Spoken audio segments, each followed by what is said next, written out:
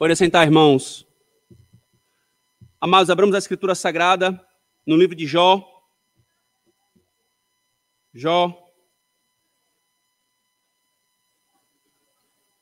Capítulo 41.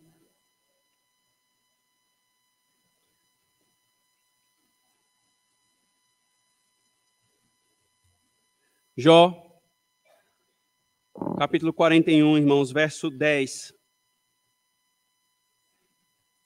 A parte final do verso 10, irmãos.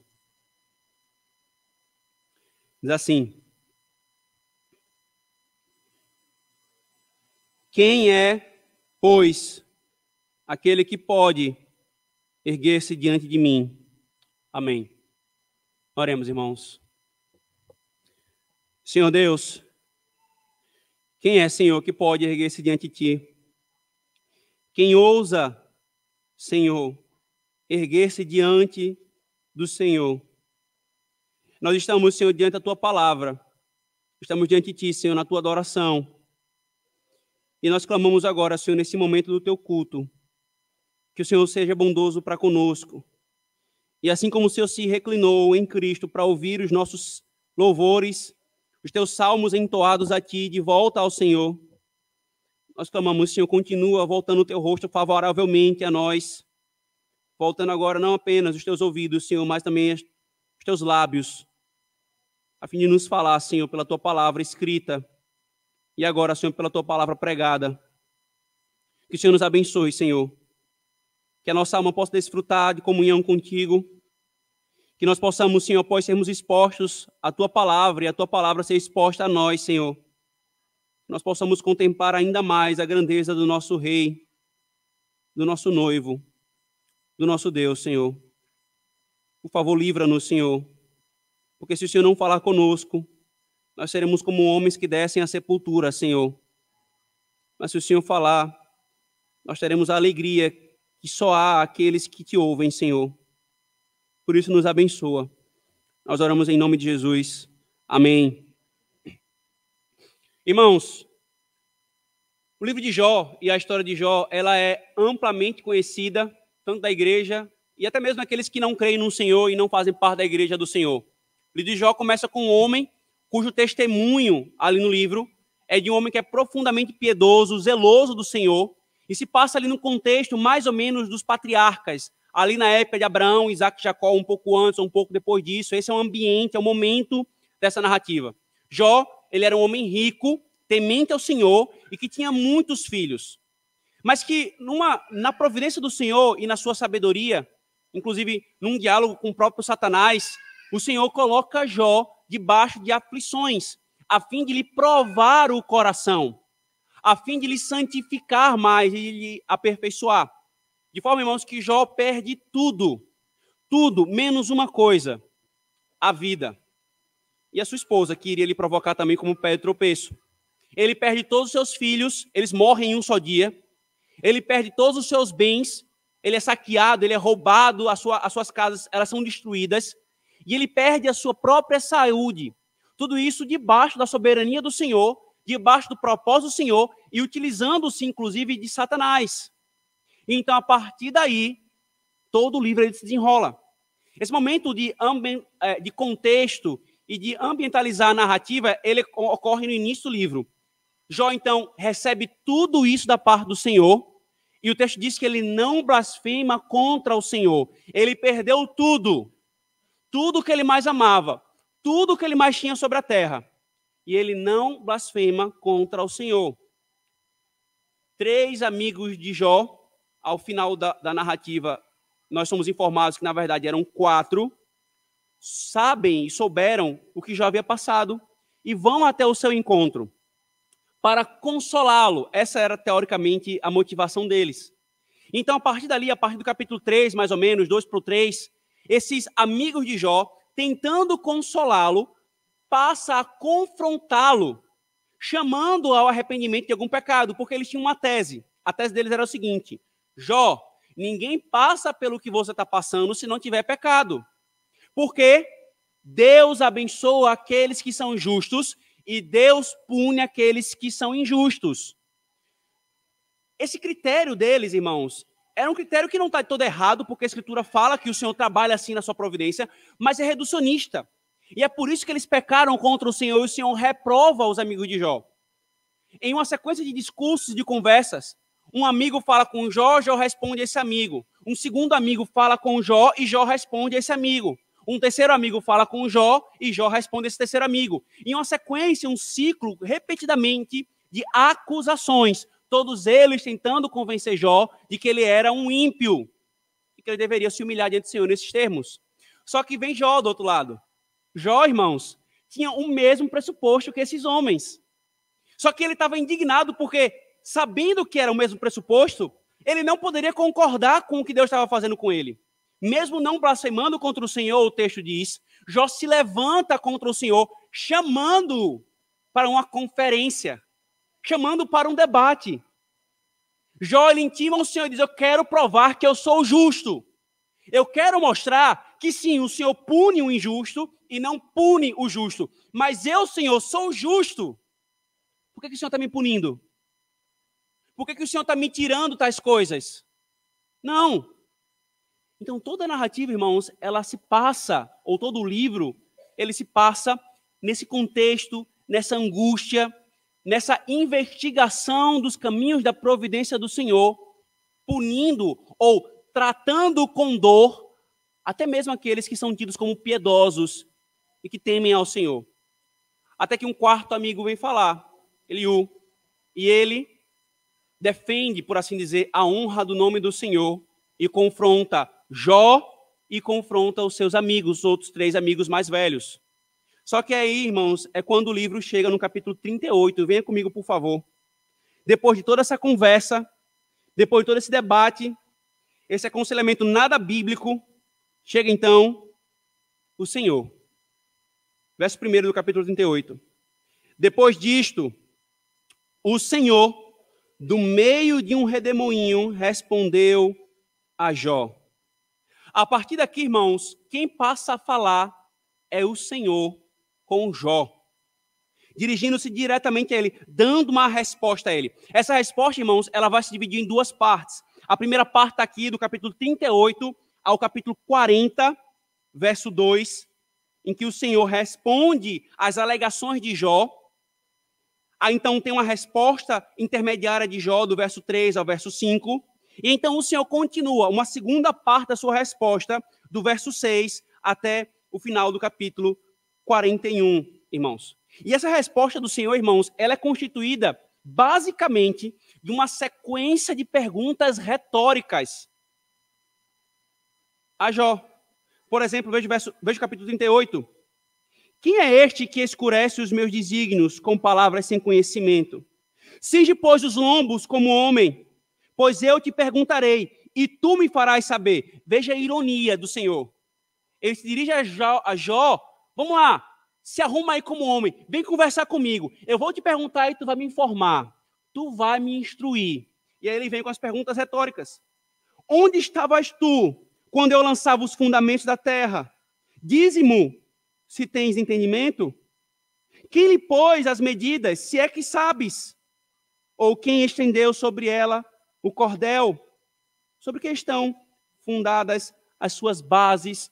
E aí vai continuar a fala do Senhor, provocando no sentido de, com perguntas retóricas a Jó, a fim de que ele lhe responda. E todas as respostas, irmãos, elas possuem, e todas as perguntas, elas possuem uma resposta.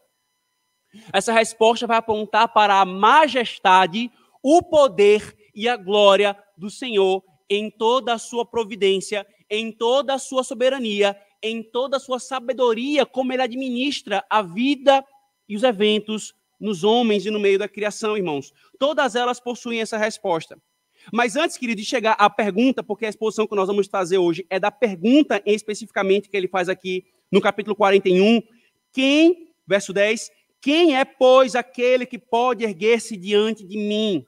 Antes de chegar lá, irmãos, considere um pouquinho ainda esse contexto do diálogo do Senhor com Jó, o que é falado no verso 2, no verso 3, na verdade, e o que é repetido no capítulo 40. Veja, por favor, Jó 38, verso 2. Cinge, pois, os lombos como homem, pois eu te perguntarei, e tu me farás saber. Veja o verso 2 também. Quem é este que escurece os meus desígnios com palavras sem conhecimento? A primeira abordagem a Jó, Deus vai e fala isso. Aí quando ele vem na segunda abordagem, mais uma vez, verso 7 do capítulo 40, cinge agora os lombos como homem. Eu te perguntarei, tu me responderás. A mesma estrutura. Acaso anularás tu, de fato, o meu juízo e me condenarás para te justificares? Irmãos, essa pergunta que nós vamos expor agora pela manhã, quem, pois, é aquele que pode erguer-se diante de mim, ela vem como o ápice desse contexto aqui de perguntas que Deus está fazendo a Jó, irmãos. Jó, irmãos, mesmo que o texto no início da narrativa tenha dito que ele não blasfemou contra o Senhor, o seu coração estava se orgulhando e se envaidecendo da sua piedade, julgando-se justo a tal ponto de questionar se no Senhor não havia injustiça, ao invés da injustiça nele. Jó, irmãos, ele estava se ensoberbecendo. E Deus vem a Jó para colocar Jó no seu lugar. Irmãos, Deus sempre virá a nós na sua providência e pela sua palavra para nos colocar em nosso lugar. E isso é bondade dele para conosco. A Escritura começa a narrativa de Jó mostrando o quanto Deus amava Jó. E note que ter as coisas nessa era e o amor de Deus não estão relacionados necessariamente uma coisa a outra.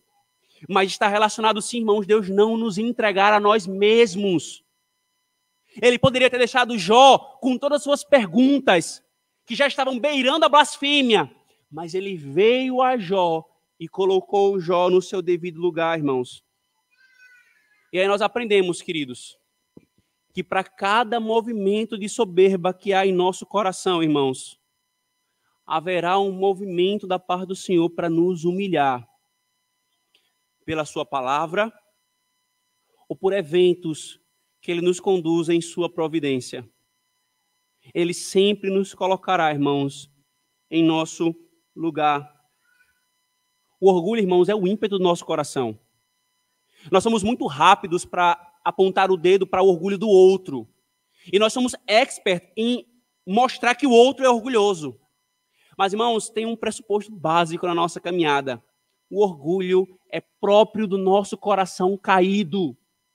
A questão não é se você tem ou não esse pecado, a questão é que ele está aí. A pergunta é como é que ele se manifesta na minha e na sua vida.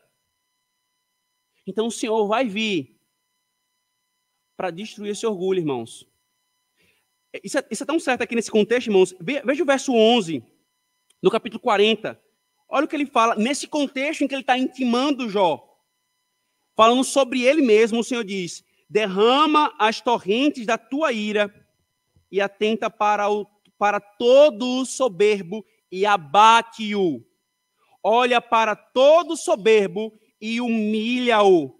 Calca aos pés os perversos no seu lugar. O Senhor, irmãos, ele no verso 40, no verso 8, ele questiona Jó da seguinte forma: acaso anularás tu de fato o meu juízo? Tu me condenarás para te justificares? Ora, irmãos, tem uma coisa que é o ímpeto do coração humano e pode ser constatado na nossa era, é isso. Nós, os homens, nos levantamos com um pressuposto: Deus é injusto. Nós é que sabemos o que é justiça. Isso é ridículo. Homens que não conseguem lidar com seu próprio coração, homens que não conseguem julgar com justiça, a coisa mais básica nos relacionamentos humanos, se levantam em toda a sua arrogância diante do Senhor e falam: eu sou justo e tu não és. Eu anulo a tua lei para reprová-la, dizendo: tu não sabes o que é bom e o que é mal. Eu sei o que é bom e o que é mal. E no fim, irmãos, todo movimento do coração humano rebelde contra o Senhor, no fim, todo movimento pode ser resumido a isto: condenar o Senhor para se justificar. Dizer que ele não é o que ele diz que é, para que você possa ser o que você quer ser, justificando-se, colocando-se como justo no lugar do Senhor. Então, irmãos, o Senhor ele vai vir e vai dizer: quem é esse que fala palavras sem conhecimento? A primeira pergunta, irmãos, de Deus a Jó, ela é interessante, porque ele começa com a origem. Ele começa com a criação. Aquilo que a igreja foi amplamente instruída sobre a nossa convicção e no testemunho do que Deus fala acerca da origem do mundo. Os homens se levantam com tanta arrogância para dizer o que Deus está falando é falso sobre a criação do mundo.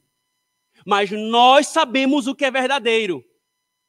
O mundo veio de uma explosão ou uma expansão cósmica. E do caos veio ordem. Do inorgânico veio orgânico. Do imaterial e sem vida veio vida, arte, beleza, cultura, moral.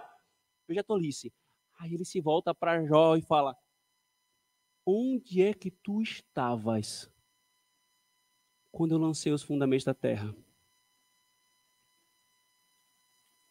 Onde é que tu estavas, Jó? Com toda essa tua sabedoria, que parece mais fumaça, uma erva que brota no campo e amanhã desaparece. Onde é que tu estavas? Deus, irmãos, ele vai vir e vai nos colocar em nosso lugar, quando nosso coração se levantar com altivez diante dele. Ele não divide a sua glória com ninguém. Ele não divide a sua glória com o pó. E aqueles que são pó, que são objeto do seu amor e da sua graça em Cristo, ele vai vir e vai humilhar para que nós nos coloquemos em nosso devido lugar. É por isso, irmãos, que nós devemos estar atentos às humilhações da providência do Senhor, irmãos, que Ele coloca em nossas vidas. Nós olhamos as humilhações que a gente passa, quer seja por parte dos homens, e mesmo que eles, em sua injustiça, e mereçam ser punidos por isso, ou as humilhações que a gente passa na providência do Senhor, quando Ele nos tira alguma coisa, nos tira o chão, nos tira algum bem, nos tira alguém que nós amamos, e nós simplesmente nos revoltamos contra aquilo. Irmãos, nós não somos daqueles que olham para as coisas que acontecem na criação e simplesmente é isso. Beleza, aconteceu. É claro que nós não vamos caminhar pelo movimento, nos passos do movimento carismático, que espiritualiza da forma indevida todas as coisas. Mas uma coisa que acontece não é meramente uma coisa que acontece. Eu tenho que meditar na providência de Deus, eu tenho que meditar na palavra dele, eu tenho que meditar no meu coração. Se um evento ocorre em minha vida de dor ou de alegria, eu tenho que meditar. O que é que o Senhor está me ensinando? Em especial, irmãos, quando Ele nos envia eventos que nos humilham, nós devemos parar e perguntar: em o que eu estava me levantando como soberbo diante do Senhor? Para que Ele venha até mim e me humilhe assim. Nós somos soberbos, irmãos, e nós precisamos ser humilhados. E sabe qual é uma das formas de nós sermos humilhados? O Senhor faz aqui com Jó. É colocar diante de Jó a grandeza dele. O que é o orgulho, irmãos, em nosso coração? O que foi o orgulho no coração de Adão? O que foi o orgulho no coração de Satanás? O que é o orgulho, irmãos? O orgulho é uma visão exacerbada, agigantada de nós mesmos, e que diminui Deus e os outros ao nosso redor. Nós nos colocamos numa posição elevadíssima. O Senhor é aquele que está sentado no alto e sublime trono, mas no orgulho a gente tira Deus de lá e nós nos colocamos no alto e sublime trono. O orgulho é uma autoestima elevadíssima.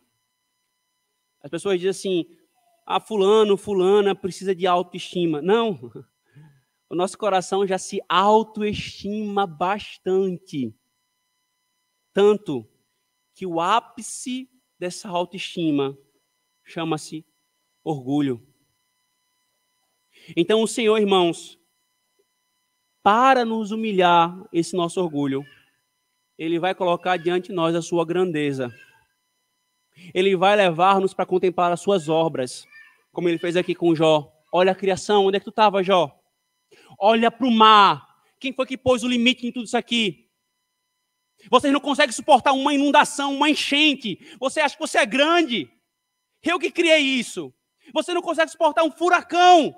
Você acha que você é grande? Eu que criei isso. Vocês são pó. Olha a minha grandeza. Ele coloca diante de nós, irmãos, a sua grandeza.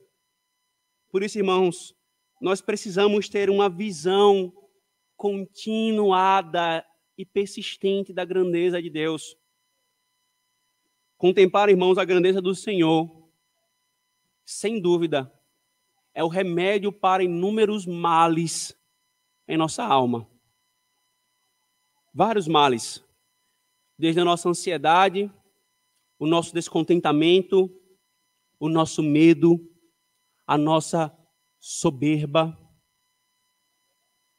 Contemplar a grandeza do Senhor é o remédio para os nossos males, irmãos, em nossa alma. Mas então nós começamos a chegar mais próximo dessa pergunta, irmãos. Veja o verso 15 do capítulo 40.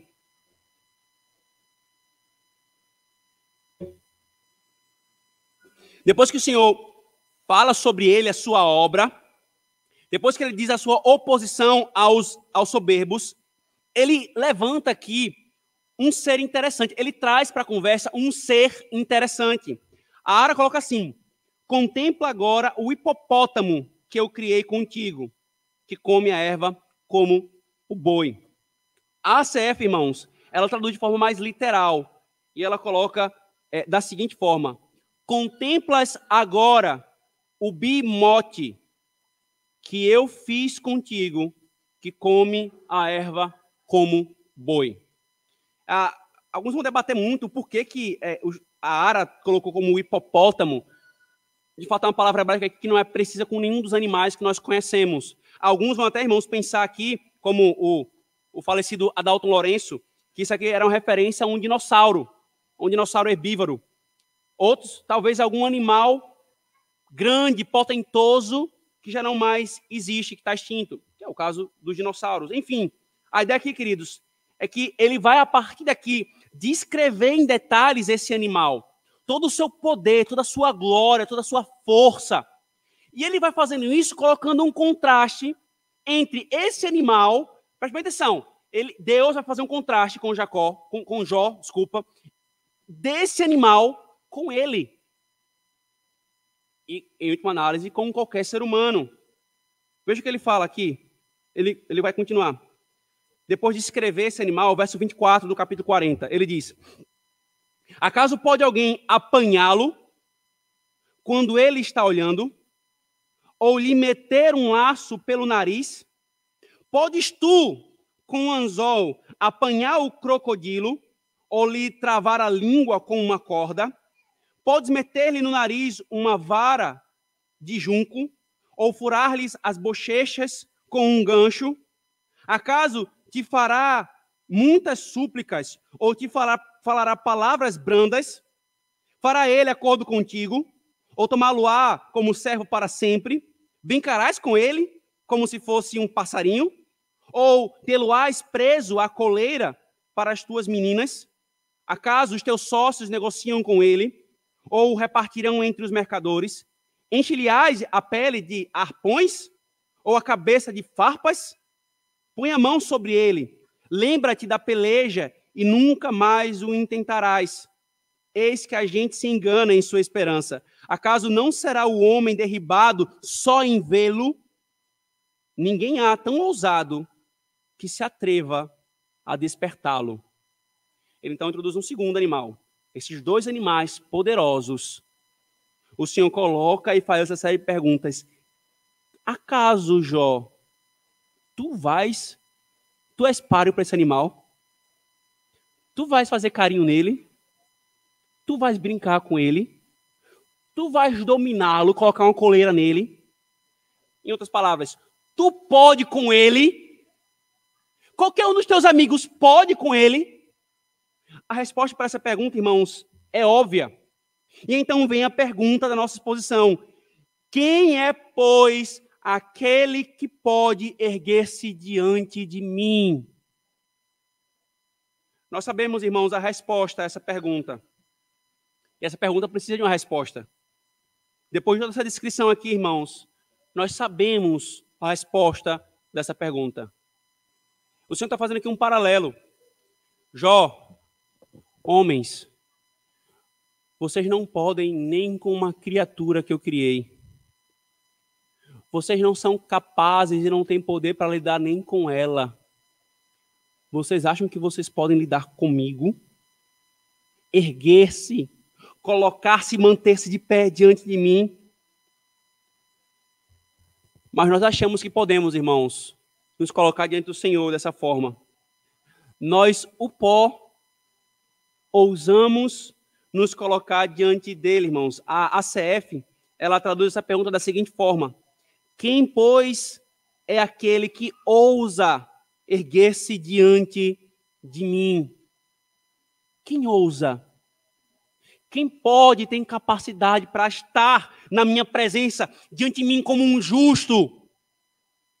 Como alguém que pode bater de igual para igual aqui comigo? Quem? Mas às vezes vocês não podem nem com um animal. Vocês querem fazer isso comigo? Nós achamos que podemos, irmãos. Os romanistas acham que pode ter alguém diante do Senhor em sua glória. São os santos. Mas a Escritura nos mostra, irmãos, que até os serafins cobriam seus rostos diante da presença do Senhor. Os seres mais santos da criação cobrem o seu rosto diante do Senhor, irmãos. Nós somos pó, irmãos. O pó é o nosso pai, que veio do nada. O nada é o nosso avô, irmãos. Mas nós queremos nos erguer diante de Deus. Achamos que nós podemos, ousamos fazê-lo, irmãos. E nós fazemos isso de diversas formas. Primeiro, na providência do Senhor. Quando a providência nos aflige de alguma forma, nós nos levantamos com toda a justiça para questionar a justiça de Deus. A gente não entendeu nada. Nós não entendemos nada quando nós fazemos isso, irmãos. Nós nos levantamos e nos erguemos diante dele, irmãos. E aqui eu não estou me referindo à súplica, ao derramar da alma, às questões que são de fato feitas de forma reverente, como no Salmo, Senhor, até quando tu te esquecerás de mim? Não. Eu estou falando da nossa blasfêmia. Nós nos erguemos diante do Senhor, irmãos, diante dos mistérios.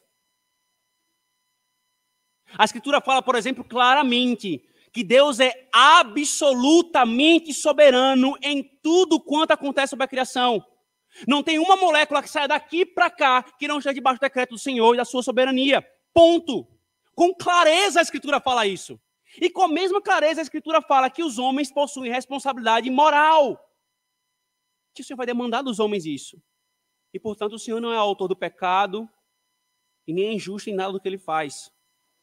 A Escritura coloca essas duas coisas juntas como duas asas em um avião que não podem ser separadas. Estão lá juntas.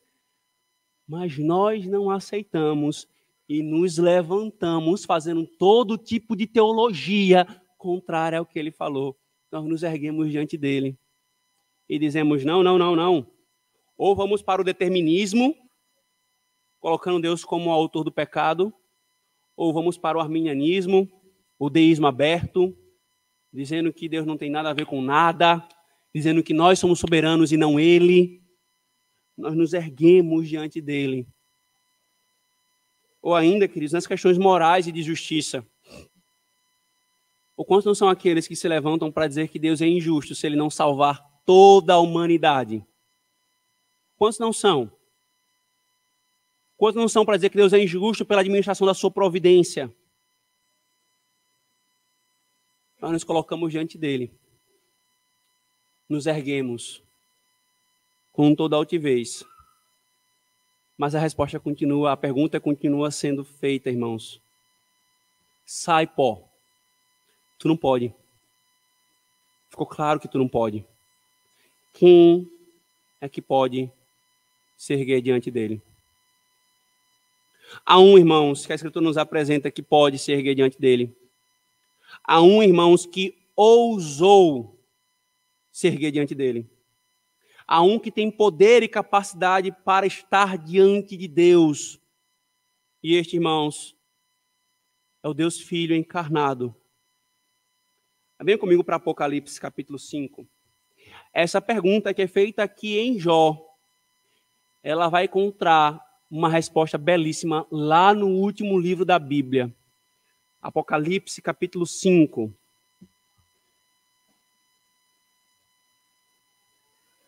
Veja que resposta belíssima, irmãos.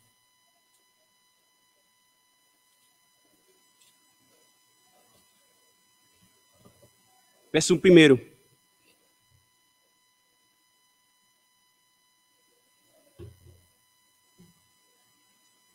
Vi na mão direita daquele que estava sentado num trono, um livro, escrito por dentro e por fora, de todo selado, com 7 selos. Aqui João está descrevendo a sua visão, a visão que ele estava recebendo da parte do Senhor. Ele diz que viu um sentado no meio do trono. Esse um foi descrito no capítulo anterior, se refere ao próprio Deus. Vi também um anjo forte que proclamava em grande voz: quem é digno de abrir o selo e de lhe desatar de abrir o livro e de desatar os selos? Ora, nem no céu, nem sobre a terra, nem debaixo da terra, ninguém podia abrir o livro, nem mesmo olhar para ele. E eu chorava muito, porque ninguém foi achado digno de abrir o livro, nem mesmo de olhar para ele. O que é esse livro, irmãos? Esse livro são o cumprimento dos decretos de Deus redentores na terra. Então João chorava porque ninguém poderia abri-lo para que esses decretos fossem cumpridos na terra. Verso 5. Todavia, um dos anciãos me disse: não chores, eis que o leão da tribo de Judá, a raiz de Davi, venceu para abrir o livro e os seus 7 selos. Então vi no meio do trono e dos 4 seres viventes e entre os anciãos, de pé, um cordeiro, como tendo sido morto. Ele tinha 7 chifres, bem como 7 olhos, que são os 7 Espíritos de Deus enviados por toda a terra. Veio, pois, e tomou o livro da mão direita daquele que estava assentado no trono. Você percebeu o que aconteceu aqui? João constata que não havia ninguém digno de abrir o livro. Até que o ancião faz ele levantar a cabeça e fala assim: tem um, o cordeiro, que venceu para abrir o livro. Mas o cordeiro, quando ele se apresenta, quando ele se ergue diante de Deus, ele não simplesmente se colocou e estendeu a mão para receber o livro, não. Ele foi lá e tomou o livro da mão. Você consegue perceber a descrição que está sendo feita aqui, irmãos? Está sendo dito, ele pode estar diante de Deus. Ele ousou se colocar diante dele de forma justa. Ele é o único nos céus, na terra e debaixo da terra, em toda a história, o único que pode erguer-se diante do Senhor e estar de pé diante dele. E isso, irmãos, é ensinado Marcos 16, verso 19, que nos diz que Cristo, quando ele terminou de falar com os seus discípulos, depois da ressurreição, ele foi assunto aos céus e assentou à destra da mão de Deus. Uma outra forma de falar, ele ficou na presença de Deus. Atos 7, quando Estevão está pregando o evangelho aos judeus, e ele vai e confronta-os com o seu pecado, quando eles rangeram os dentes para se levantar contra Estevão, Estevão diz: eis que eu vejo o Filho de Deus assentado à destra do Pai. A mesma coisa Paulo nos fala em Romanos 8, 34, que nós vamos abrir já já. A mesma coisa em Colossenses 3:1, ele se assentou à destra do Pai, está a presença dele. Hebreus 10, 12, ele está lá e vive a interceder pelo seu povo. 1 Pedro 3:22, ele ergueu-se diante do Pai. Quem ousa se colocar diante de mim?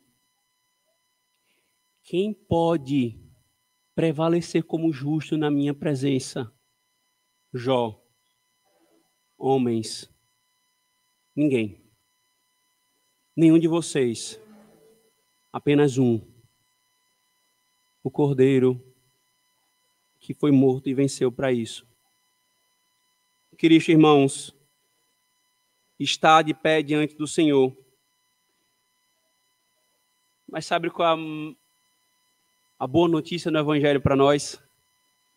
É que todo aquele que está nele, unido a ele pela fé, pode, pela fé, erguer-se diante do Senhor. Venha comigo para Hebreus capítulo 4. O autor dos Hebreus fala exatamente isso, irmãos.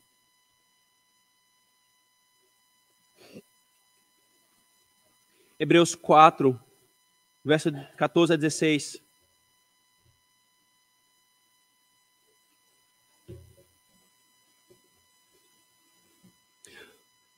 Tendo, pois, a Jesus, o Filho de Deus, como grande sumo sacerdote, que penetrou os céus, isto é, que ergueu-se na presença dele, de Deus, conservemos firme a nossa confissão, porque não temos o sumo sacerdote que não possa compadecer-se das nossas fraquezas.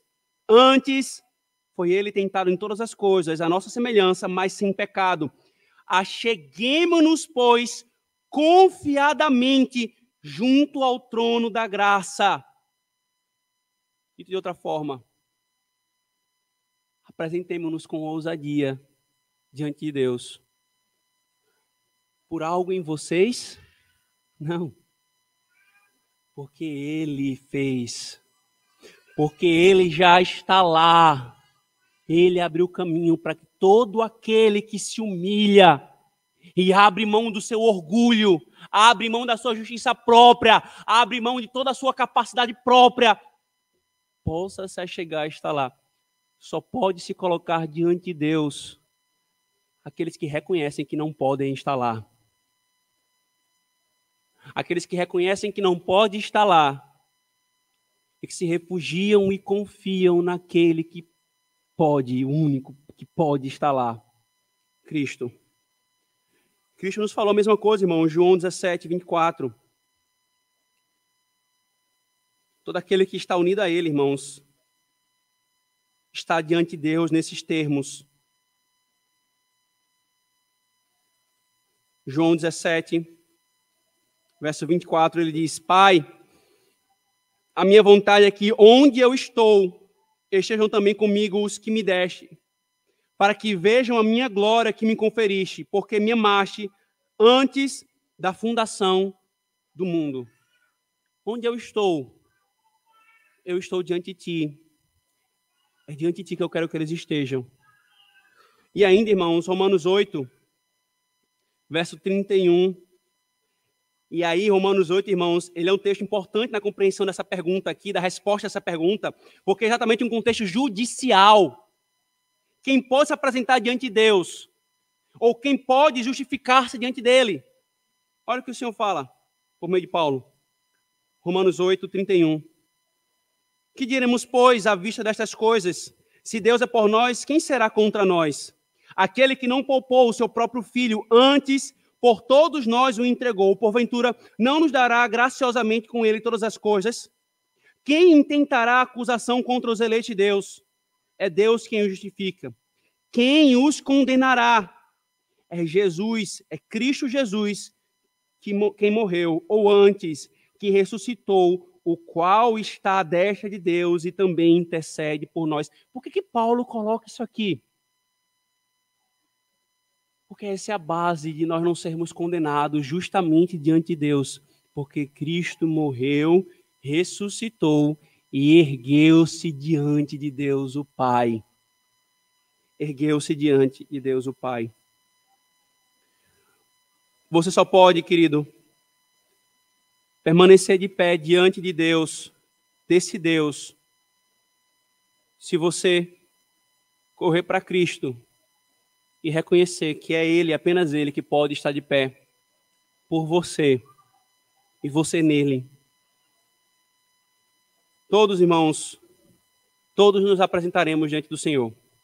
Todos. Essa pergunta Não foi sobre quem se apresentará diante dele. Todos se apresentarão no último dia.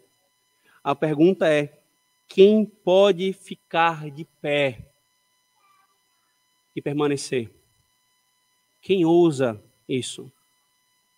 Se todos nós vamos nos apresentar no diante de Deus, irmãos, se todos nós vamos nos apresentar diante dele, que nós nos apresentemos escondidos em Cristo, aquele que pode ficar de pé dele, diante dele.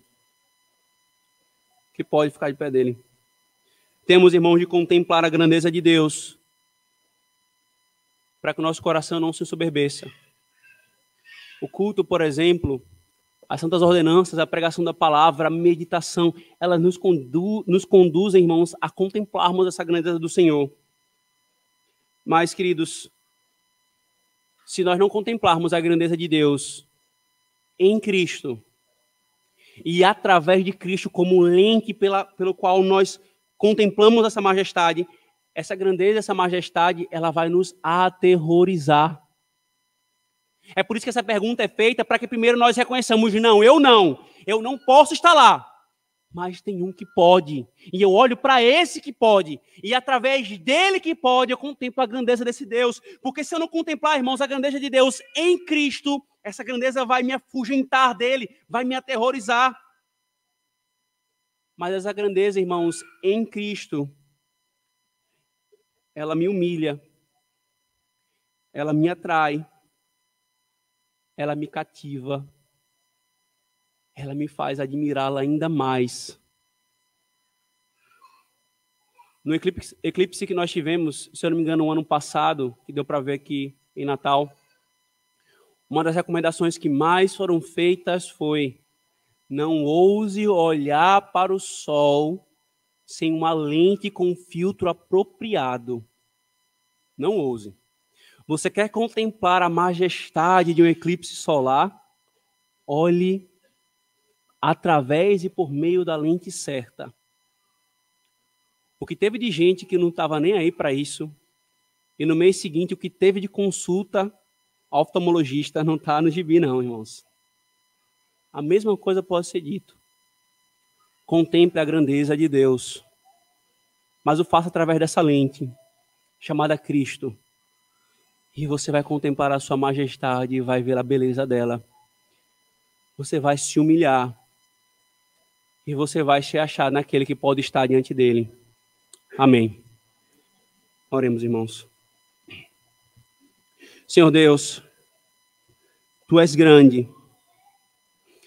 E a Tua grandeza, Senhor, é assustadora. É aterrorizadora, Senhor. Qual de nós, Senhor, pode permanecer diante da Tua presença? Quem, Senhor, pode erguer-se diante do Senhor?